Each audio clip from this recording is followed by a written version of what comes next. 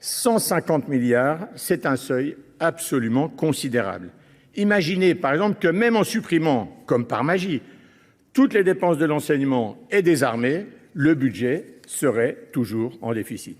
Après la crise financière de 2009 et 2010, la pente avait été remontée beaucoup plus vite.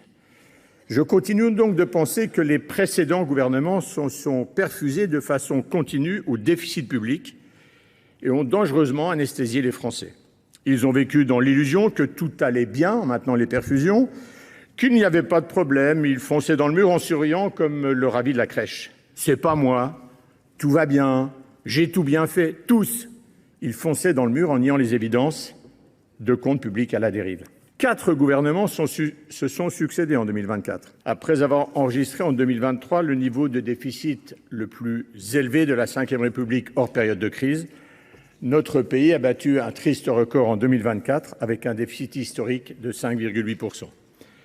Loin d'avoir été prévu en loi de finances initiale, ce déficit est accompagné d'une prévision de déficit public qui était de 4,4 points de PIB lors de l'examen du PLF. Il s'agit donc d'un écart de 1,4 point de PIB par rapport à la prévision, c'est-à-dire environ 41 milliards qu'aucune crise ne justifie. Nul besoin d'avoir fait HEC ni aucune autre grande école pour comprendre que si on continue comme ça, on va dans le mur.